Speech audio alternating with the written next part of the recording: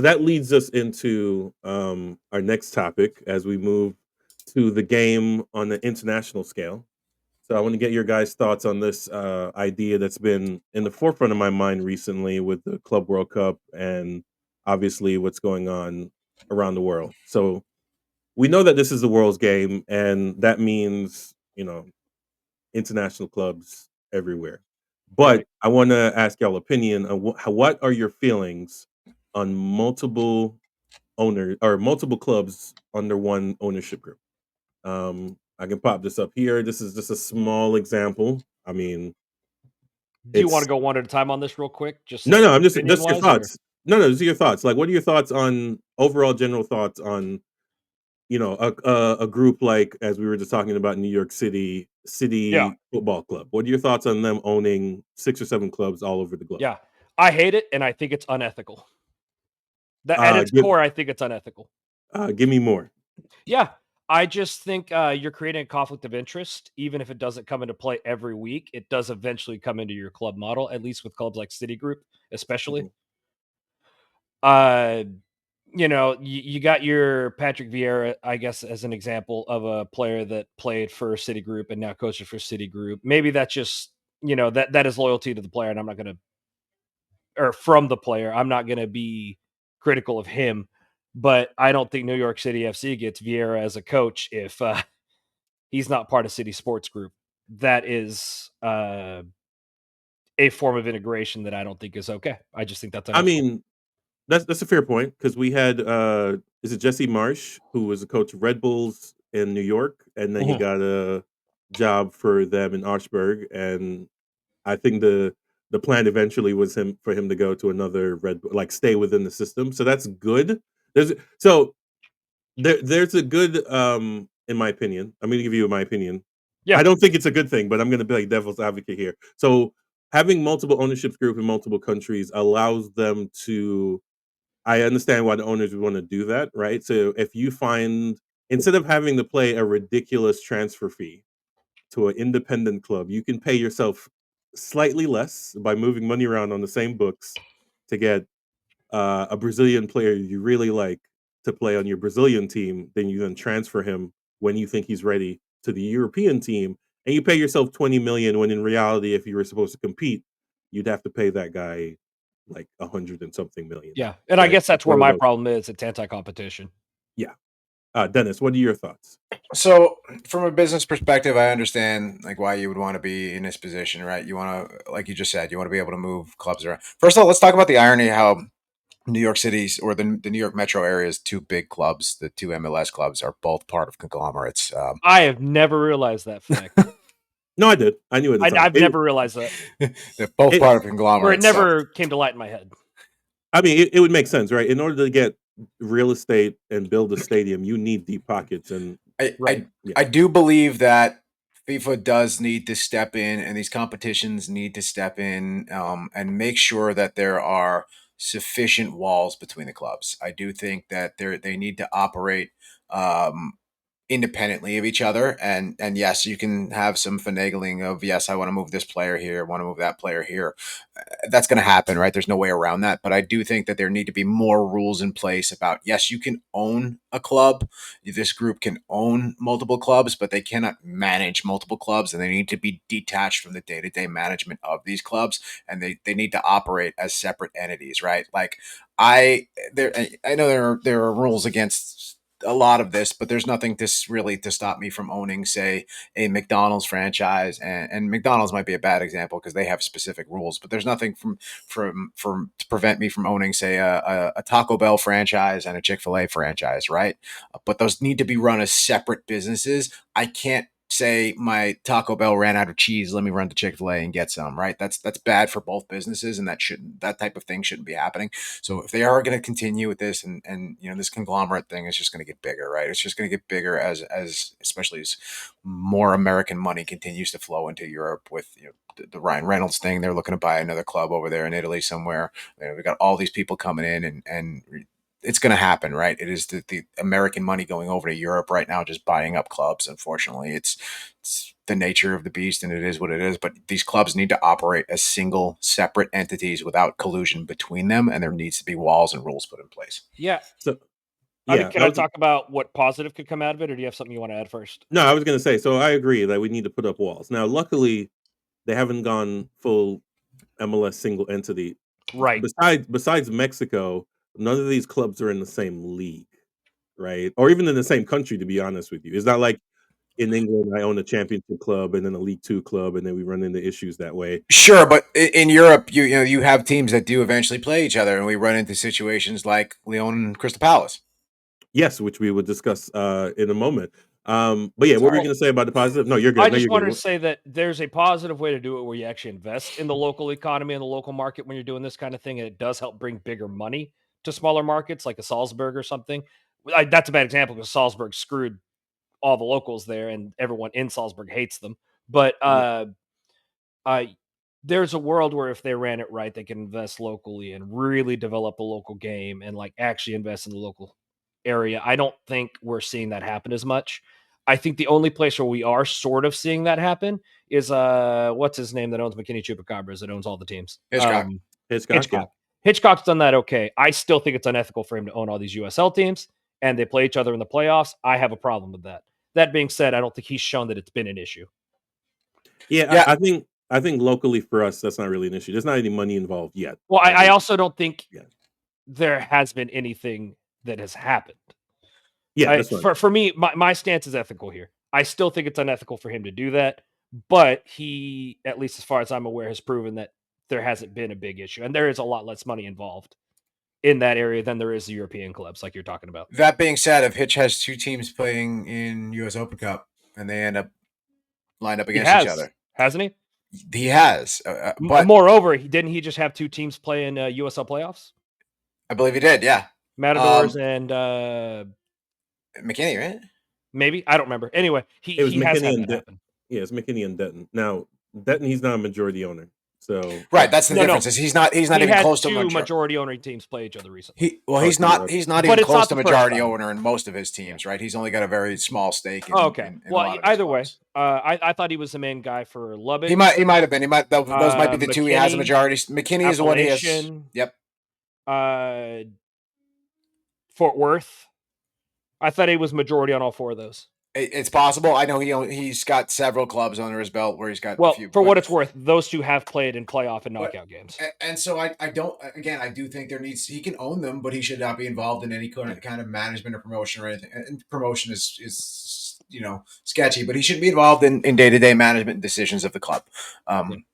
Because that's where you run into possibilities where even though they play in different leagues, again going back to the Europe conversation that Marcus wants to talk about in a minute, but when you have the same entity or the same management group owning a team, they need to be managed separately, and because we should always prevent against even the optics of collusion.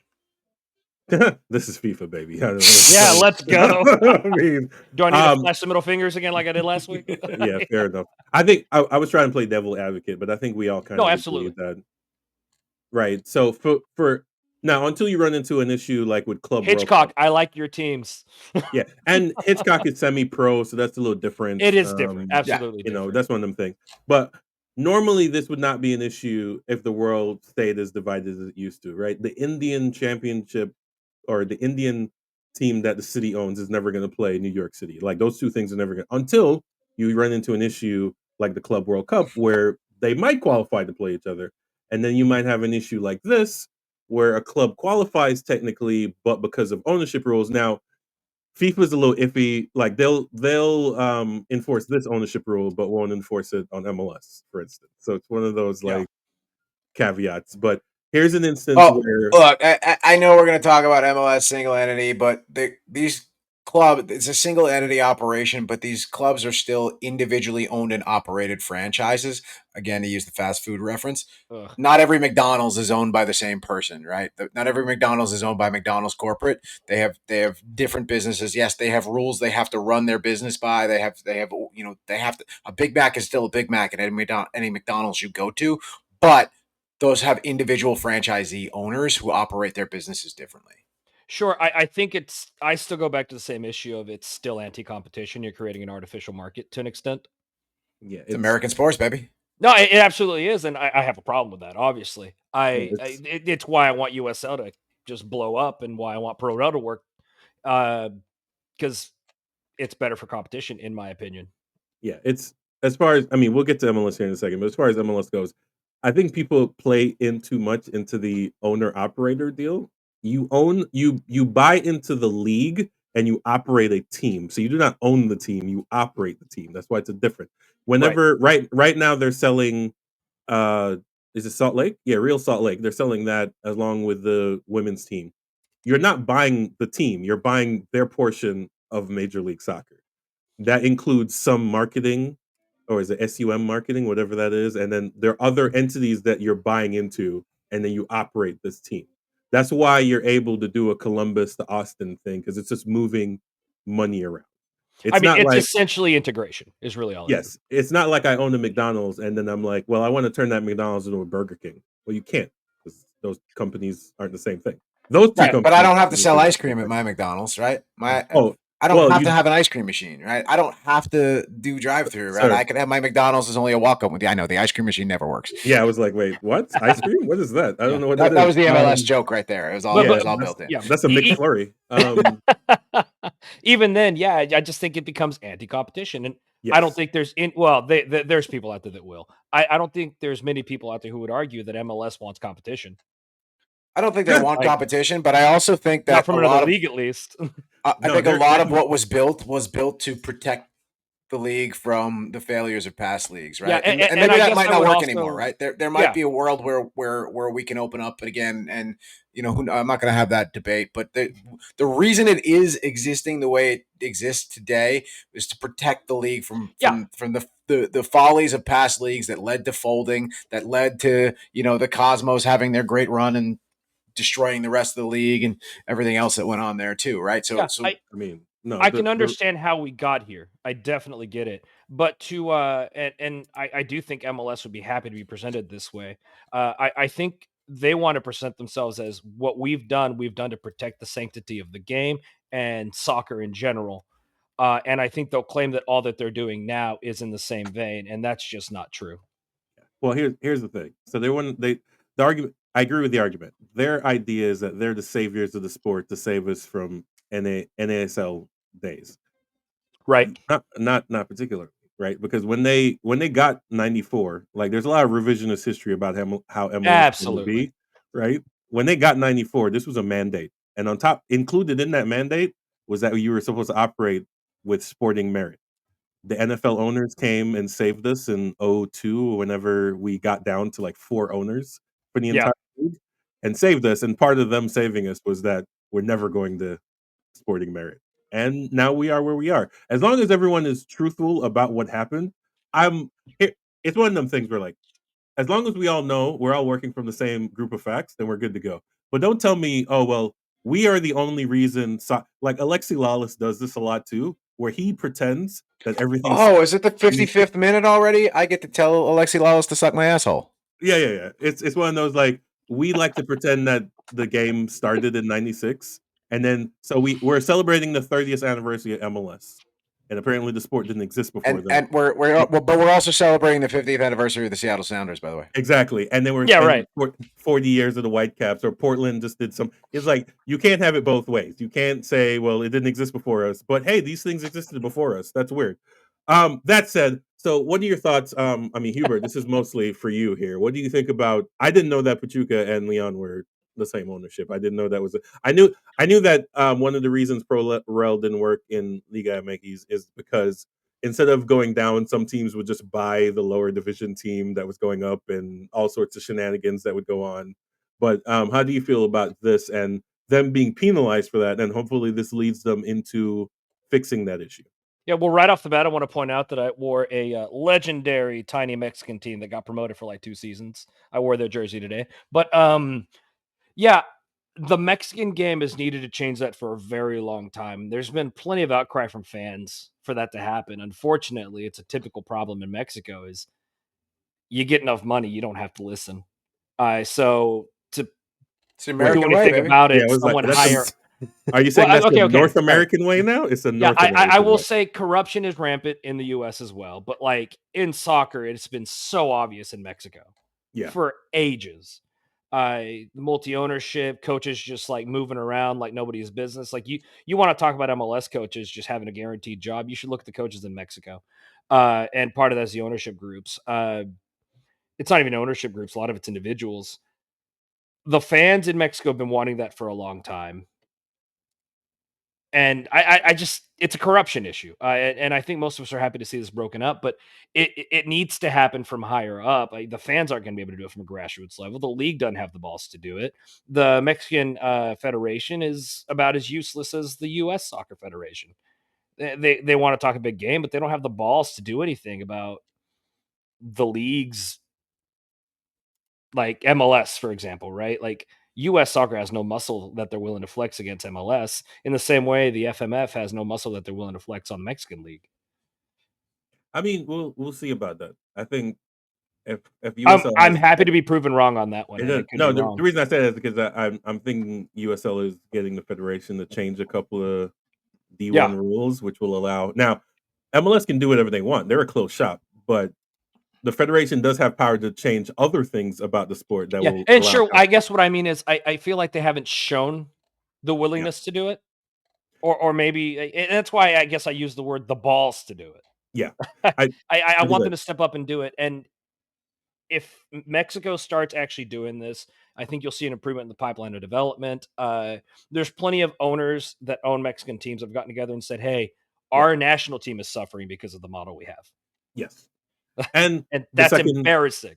the second division is suing the federation and Liga MX in order to get back to sporting merit and Yeah, um and the wild thing about that is like the Mexican model of promotion relegation was actually interesting if you've gotten into it before. yeah, One team got promoted and one team got relegated every season. but And it was it was not based on one season performance, which I think yeah. is healthier actually to do. It was based on your performance across 3 seasons. And it was based on your total points average and stuff like that, leading up to who got promoted or relegated. So you couldn't have say, championship team from England get promoted to the Premier League just because they had a stellar year and they bought a bunch of good players. I'm not saying that happens often, but you have to have been consistent in it, which means you had to have sustainable money. You had to have players that weren't just on their way out and you bought big names for a season. Like it had to be an actual model that was working. So if you got promoted in Mexico, like you kind of had to earn your way up. One can say that that's great, but then you wouldn't have a Leicester City or like That wins league and then bombs the fuck out and becomes irrelevant immediately. I mean, they were in the Premier League for like a decade. What do you mean bombs They out were immediately? relevant for like 2 seasons. Yeah, but their owner died, money kind of got dry. Like there were reasons for that, right? Sure, A per- sure. like I'm just saying you can't say that that one great thing that happened justifies all the shit things that happen. but it's not a shit thing. Leicester still exists. They will forever Oh, no, exist. no, Their sorry. What I stadium mean is is all the clubs that die as a result, or all the clubs that come up and then have to be parachuted down. but that's the whole point. See, all right, this is why there's this protectionism of clubs that really frustrates me. It's like all these clubs that die. And I'm like, yeah, but then you get an MK Dons that comes out of that. Like if there's a city and there's a stadium that I thought exists, we hate new clubs. We that's hate not MK true. Dons. We definitely hate MK No, Dons. that's a fact. That's a fact. We do hate the MK Dons. Right. And like what people don't realize is a lot of these clubs that say United, the reason that they get the United is not because it's a clever name, is because a city may have died or two smaller clubs united, quote unquote, to create a Right. bigger club.